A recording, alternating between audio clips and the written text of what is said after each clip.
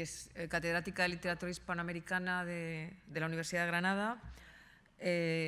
Doctora y licenciada en Filología Hispánica, licenciada en Antropología Social y Cultural por la Universidad de Granada, contratada del programa Ramón y Cajal, investigadora visitante en la Universidad de California, Los Ángeles, Princeton, París-Sorbonne, Buenos Aires y Yale. Ha escrito numerosos libros, ensayos y artículos en editoriales y revistas de reconocido prestigio internacional sobre temas dominicanos, narrativa rioplatense contemporánea, escritura autobiográfica, estudios transatlánticos, feminismo materialista, literatura actual y mercado editorial. Sus dos últimos libros son las novelas argentinas del siglo XXI, Nuevos modos de producción, y otros. Y luego, pues, en relación con la cuestión de la edición, hay que recordar que es la investigadora principal de los proyectos I+D, Letral, Femenedit y Femendata, y que es directora de la Unidad de Excelencia Iberlab, Crítica, Lenguas y Culturas en Iberoamérica, y vicedecana de Cultura e Investigación de la Facultad de Filosofía y Letras de la Universidad de Granada. Hoy nos va a hablar sobre edición independiente y economía feminista, hacia una praxis editorial disidente. Así que si está por ahí en la red, pues tiene la palabra Ana Gallego. Bueno, muchísimas gracias por la presentación. Además de expresar mi agradecimiento, como siempre hago, a Pura Fernández, quiero dedicarle a ella esta charla. Pura es uno de los mejores ejemplos que conozco de excelencia femenina y feminista en la academia, además de excelencia humana. Así que gracias, maestra, y gracias, amiga, por enseñarme tanto, tantas veces y por no soltarme la mano. Empiezo esta charla, este trabajo, que es una alefización en 8 páginas de una investigación más vasta de 25, con una cita de Christine Delphi que reza así: así como el movimiento feminista busca la revolución de la realidad social, el punto de vista teórico feminista debe aspirar a una revolución del conocimiento. Ambos son mutuamente indispensables. La notable expansión de la edición independiente en este siglo ha supuesto una nueva forma de entender el mercado editorial en todas sus vertientes materiales y simbólicas.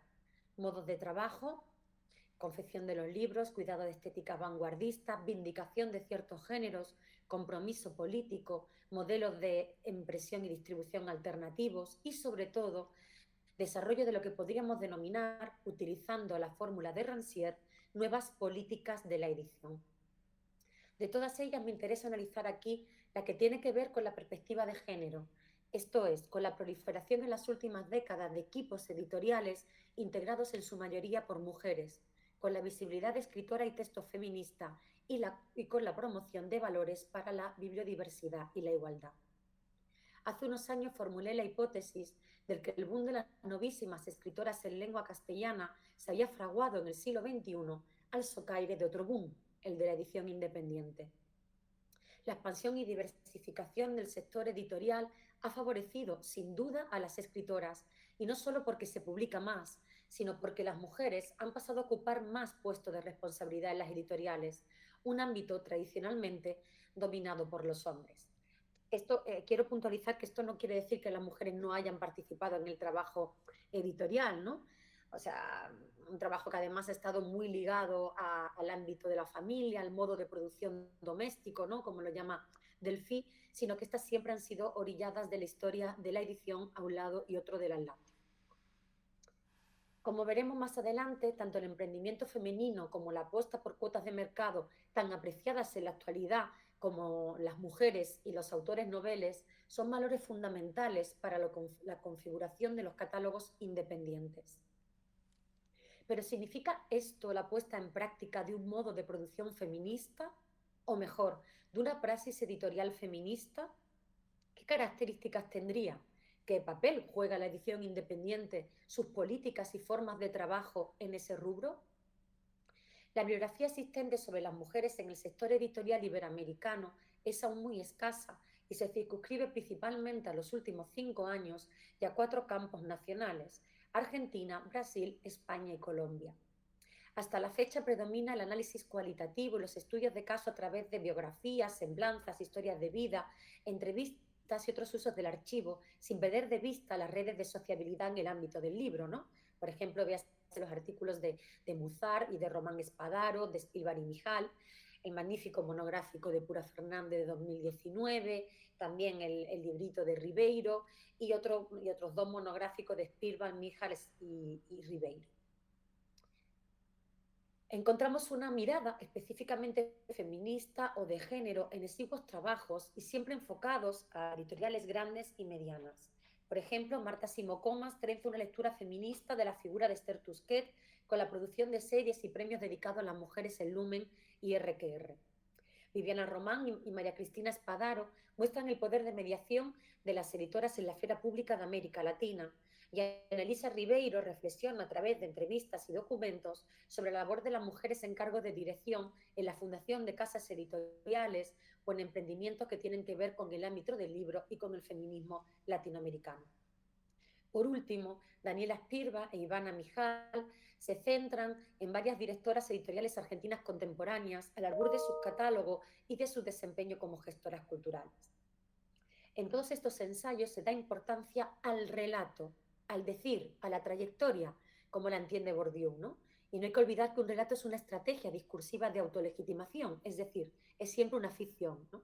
Por eso estos relatos también cada vez son más demandados en la esfera pública, ¿no? Donde las mujeres editoras se hacen más presentes en ferias del libro, en festivales, en congresos, etc. De esta manera, los enfoques prevalentes son el historiográfico, el sociológico y el antropológico. Mi propuesta es distinta y cruza la crítica literaria y el feminismo con la antropología.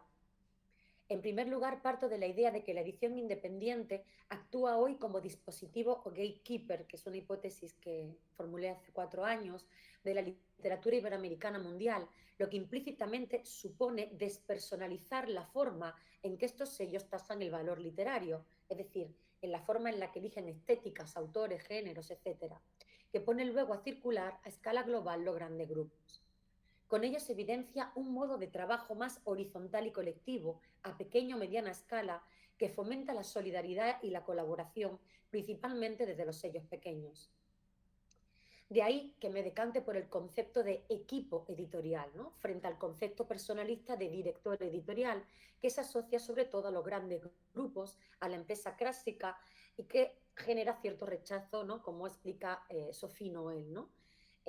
Está vinculada además esa dirección tradicionalmente a los hombres y a modos de gestión patriarcales, y en el caso de América Latina además a modos de gestión coloniales, ¿no? Porque por ese traspaso de la labor editorial que se produjo en el exilio a los campos sobre todo argentino y mexicano. Esto no significa, por supuesto, que no haya directoras editoriales mujeres ni feministas, ¿no? Pero que no se trata de la norma. Esto implica, por una parte, el concepto de equipo editorial lo utilizo para visibilizar a las mujeres en los trabajos de valoración y de mediación de los textos en general.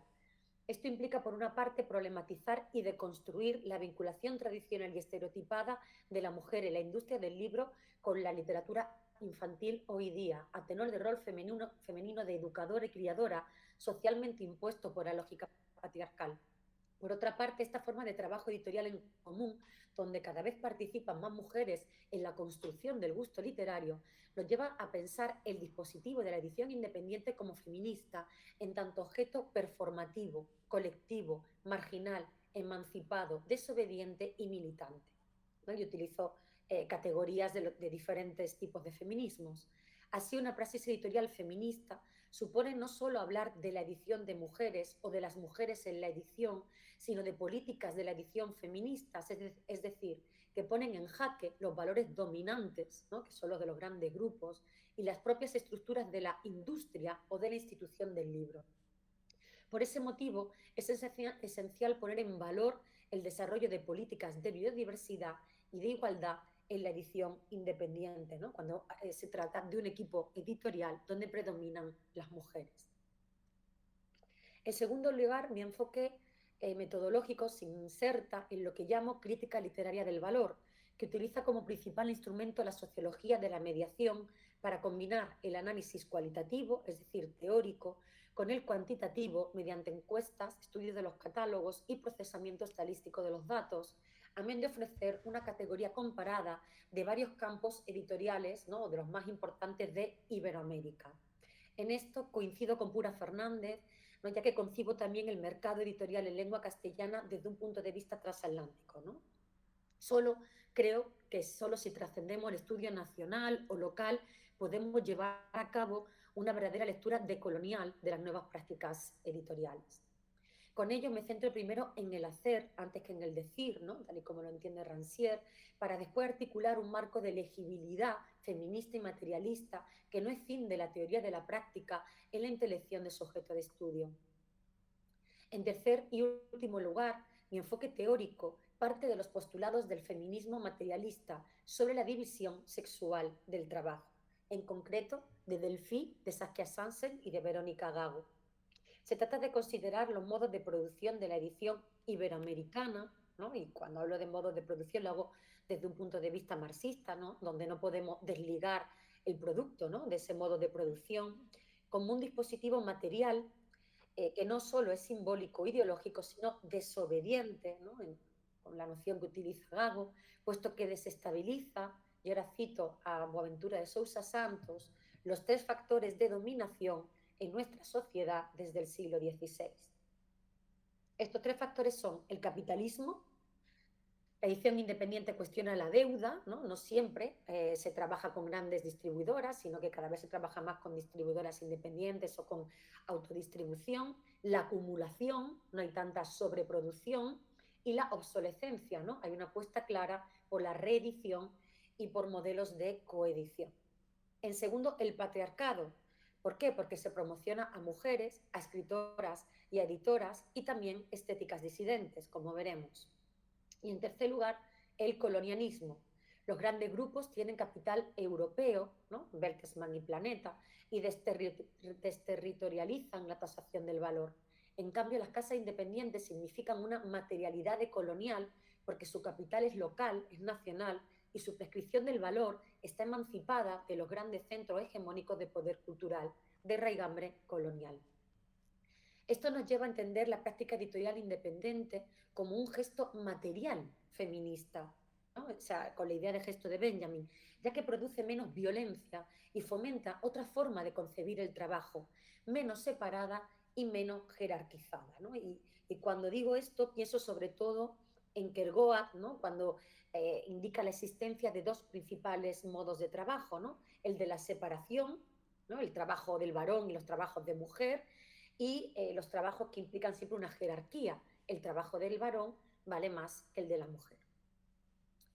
Más que apelar a una economía de favores, ¿no? como la llamaba Thomson cuando quería referirse a la edición independiente, en la actualidad creo que esta edición en Iberoamérica se aviene más a una economía feminista, ¿no? Aunque también podríamos llamarla economía barroca, como Gago, doble X, como dice Linda Scott, o como dice Ribeiro, economía de intercambio y solidaridad, o incluso con la expresión de Sophie Noel, de economía precaria, ¿no? Que ella asocia al compromiso político y que se podría vincular también con el concepto de edición pobre de la que hablaba Michel Valenci, que pone de relieve tanto el desacato contra la norma dominante, ¿no? La norma en la industria editorial, como la importancia de lo comunitario, de la sororidad y de la igualdad en la división sexual del trabajo dentro del sector editorial. 1. Metodología. Este es el marco teórico, ¿no? Ahora os voy a explicar muy brevemente el trabajo de campo. El estudio que he realizado está basado en los datos de 85 editoriales iberoamericanas que forman parte de una muestra mayor de 257 sellos recabada a lo largo de 2020. Bueno, por supuesto, no hace falta que vuelva a incidir, como he hecho en otros congresos de la red, en que es imposible tener acceso al universo de la edición independiente ni en Latinoamérica, ni en España, ni en ningún otro país, ¿no? Puesto que los sellos más alternativos, los sellos más pequeños, no trabajan con ISBN ni con copyright, ¿no? Lo que dificulta la delimitación de la población total de editoriales que no pertenecen a un gran grupo, ¿no? Que al cabo son las que de una manera objetiva podemos reconocer como editoriales independientes. Entonces, para su conformación, por tanto, he utilizado dos tipos de muestreo no probabilístico. Primero, uno discrecional, derivado de una labor de documentación, donde he utilizado desde el portal de editores de DIRRED y editoriales iberoamericanas, el portal de la Alianza Internacional de Editores Independientes, también fuentes secundarias a través de ferias, asistentes, cámaras del libro, registros de ISBN, etcétera, etcétera, y del conocimiento propio del campo editorial independiente. En segundo lugar, también uno por bola de nieve, donde a cada sello encuestado se le preguntó por su colaboración con otros sellos. La recogida de datos se llevó a cabo a través de un cuestionario enviado a las editoriales, donde solicitamos información acerca de 2 políticas de la edición relacionadas con la bibliodiversidad y con la igualdad. Una vez procesada la respuesta, se seleccionó una submuestra con los sellos que cumplían con 2 valores indispensables para la consideración de lo que he denominado una praxis editorial feminista. Primero, editoriales que tuvieran un equipo editorial compuesto por un 50% o más de mujeres. Y segundo, editoriales con un enfoque de género en su línea editorial. ¿Qué entiendo por enfoque de género? La publicación en los catálogos de un mínimo de un 40% de mujeres y la presencia de ensayos feministas o de género. No he incluido la narrativa, la poesía o el teatro, ¿no? Porque esta consideración es mucho más lábil y las editoriales encuestadas en su gran mayoría no han entrado en esa valoración, ¿no? Sino solo en la de ensayo, ¿no? Por esto me he quedado con estas 2 variables. Debido a estas delimitaciones, uno de los países de nuestra muestra, ¿no? De esta primera muestra de 257, no ofrecían garantías para un análisis representativo, por lo que me concentré en los 5 países que tienen un mercado de libro más robusto en lengua castellana: Argentina, Chile, Colombia, España y México.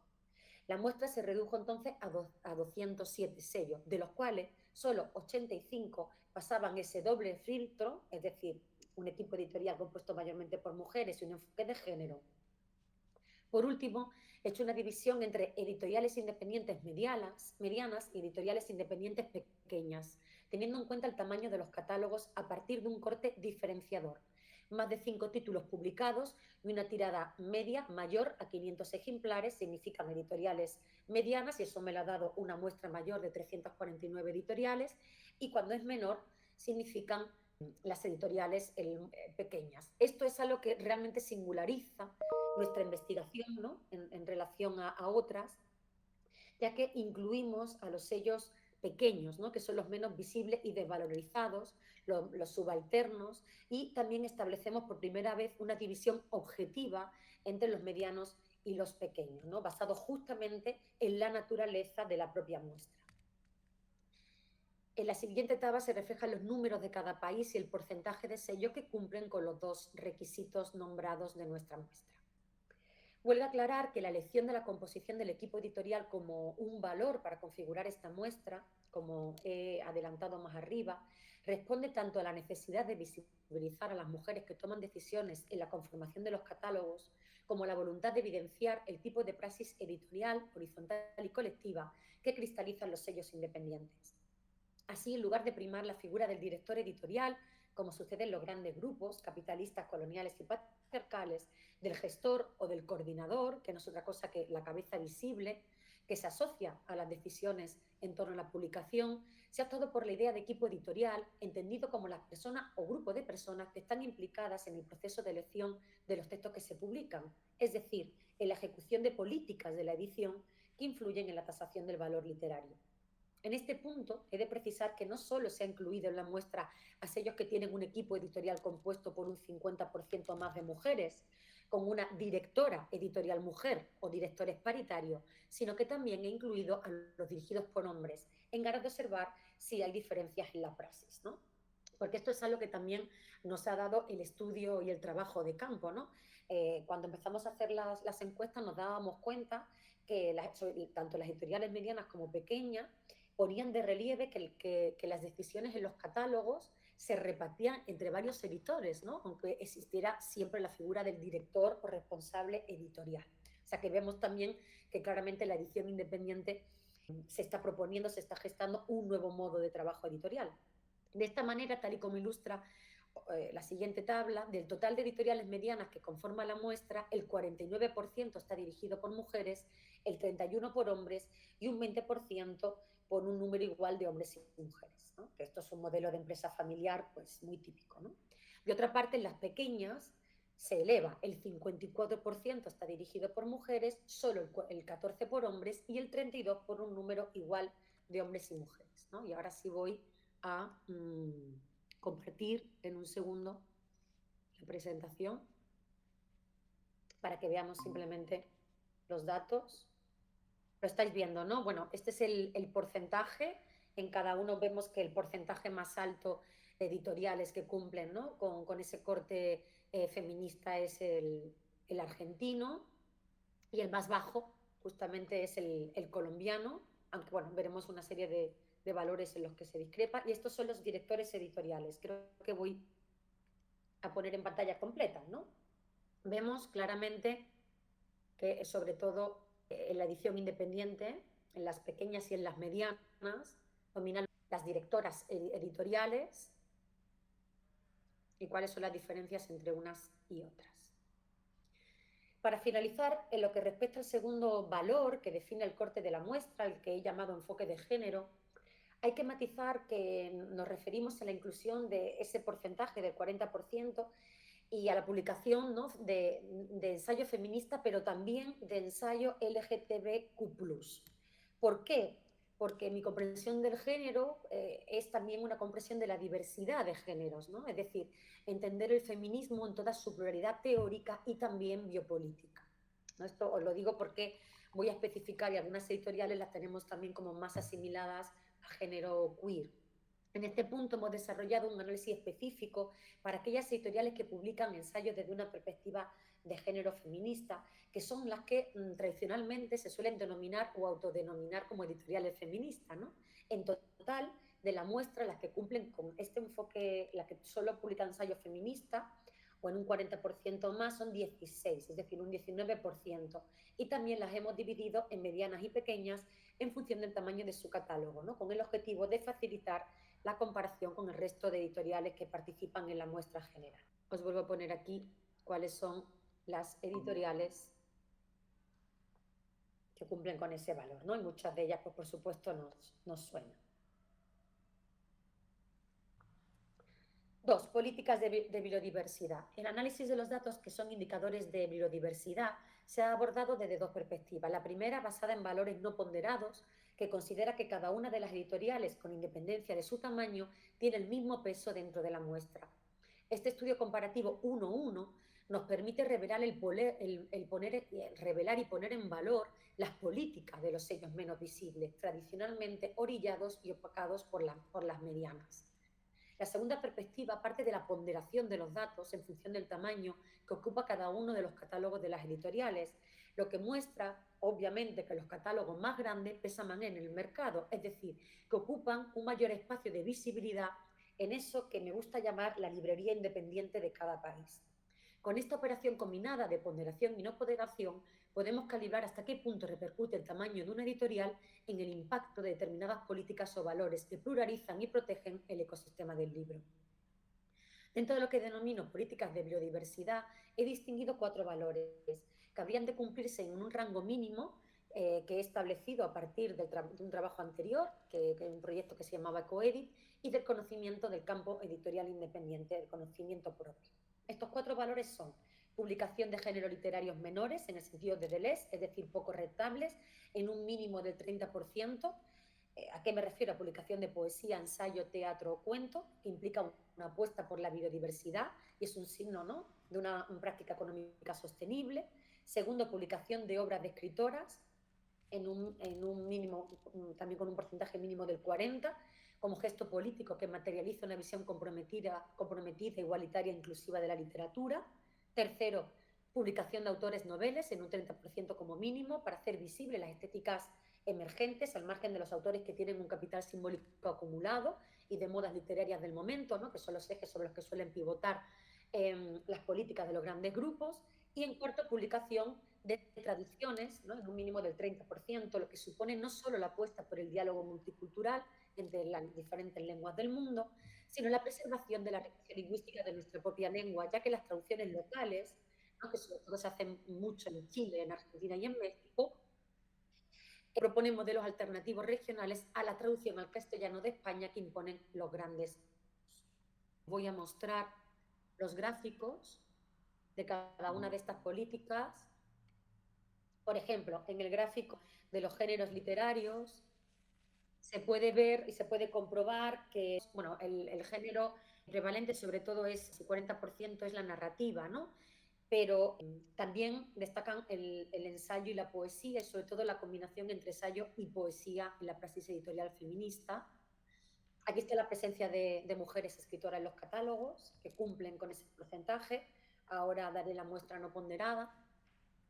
Está la presencia de noveles, y aquí traducciones, ¿no? Donde obviamente por las condiciones materiales y el desarrollo enorme del campo editorial español, pues ocupan, es típico de las editoriales independientes, ¿no? Literarias, volcar mucho sus catálogos en traducciones, ¿no? Para ocupar esos yacimientos de mercado es una práctica que también es muy común en Francia. En cambio vemos que en América Latina no, y bueno, pues todo esto lo explico con más detalle. Ahora voy a explicar brevemente cuáles son los valores que he considerado políticas de igualdad y paso a lo. Para las políticas de igualdad también he establecido 4 valores. Publicación de un 40% de libros de mujeres, pero esta vez con valores no ponderados, es decir, considerando la editorial pequeña como la editorial mediana. Segundo, la presencia de un 50% más de mujeres en la editorial, para advertir de la importancia, ¿no?, que dan estas editoriales en la mujer en todos los eslabones de la producción editorial. En tercer lugar, el trabajo con asociaciones feministas, que era algo que en una primera encuesta señalaban muchas editoriales, pues para colaboración, asesoramiento, promoción, donación. Y cuarto, la exposición de prácticas igualitarias en las editoriales independientes iberoamericanas. Las prácticas igualitarias las han señalado los propios sellos. Las que más han mencionado han sido publicación de mujeres escritoras, uso de lenguaje inclusivo, la mayoría, y contratación paritaria, y también la flexibilidad de horarios para la conciliación familiar y bajas de maternidad y paternidad con la misma duración. Así como dato curioso, la flexibilidad en horarios y la condición familiar y las bajas se cumplen sobre todo en España, en el resto de países latinoamericanos no. Aquí tenéis la presencia de mujeres ya con datos no ponderados. Vemos que hay ligeras variaciones, que no me puedo detener. El trabajo con asociaciones feministas, que es bastante elevado, excepto en el caso de México, y en las medianas españoles. En cambio, en las pequeñas vemos algo que son las grises claras. Las prácticas igualitarias. Bueno, conclusiones. A tenor de esta investigación, podríamos enunciar que la edición independiente iberoamericana es una práctica que puede ser leída como feminista.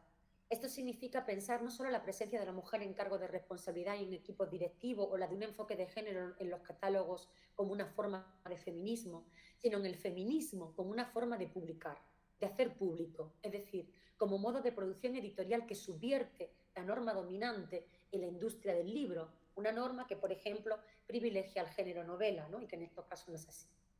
De esta manera hemos comprobado en nuestro estudio que los sellos, con un equipo compuesto en su mayoría por mujeres, cumplen en mayor o menor medida todos los valores que hemos estipulado como políticas de igualdad: mujeres publicadas, presencia de mujeres en la editorial, trabajo con asociaciones feministas y prácticas igualitarias. Simultáneamente cumplen con bastantes valores para la biodiversidad, dado que apuestan por escritores noveles y géneros menores, sobre todo el ensayo vinculado con la edición crítica y con el pensamiento feminista en un 19% de los sellos, y con la poesía, uno de los formatos menos rentables. El género infantil, que ha sido uno de los géneros que más hemos estudiado, apenas ocupa entre un 2 y un 10% de los catálogos, valor que deconstruye la asimilación tradicional, es decir, la división sexual del trabajo de la mujer en el sector editorial independiente con este formato.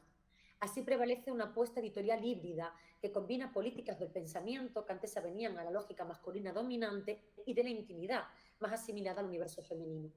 De este punto destaca el alto porcentaje de mujeres escritoras noveles que publican poesía, sobre todo los emprendimientos pequeños, que son los que más fomentan a los autores emergentes.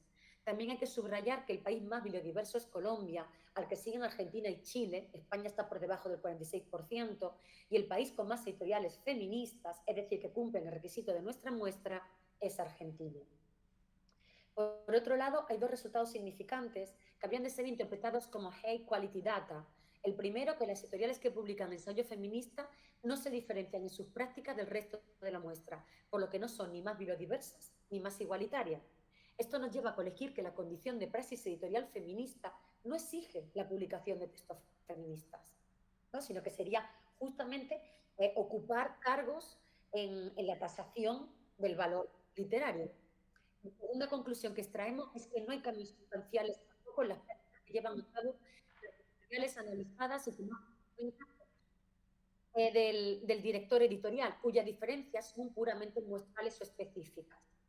Aquí me gustaría, Spielberg y Mijar, en su monográfico recientemente publicado, se preguntaban en el ensayo de introducción si el hecho de ser mujeres a cargo de editoriales facilitaba la inclusión de temas de género feminista en los catálogos.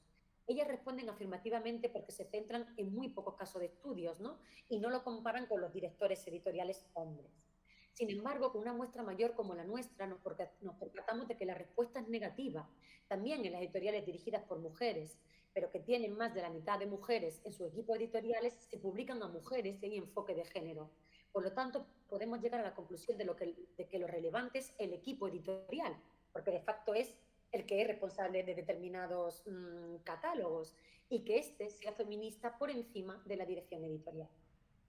Esto reafirma la hipótesis de partida. La figura del director editorial está paulatinamente diluyéndose en la edición independiente, sobre todo en las pequeñas, aunque también en las grandes, en más de la mitad de los casos. Esta disolución es fruto de una configuración colectiva de la estructura mínima de las editoriales, ¿no? Son pocas personas las que componen una editorial mediana o pequeña y el trabajo está muy repartido, ¿no? El de edición, maquetación, diseño, del cambio en el significado del concepto de director editorial, que se considera en este sector más como un coordinador o un representante legal, y de la presencia de varios editores que actúan en el equipo y que son los que verdaderamente se ocupan de la elección del catálogo o lo que es lo mismo de la tasación del valor, ¿no?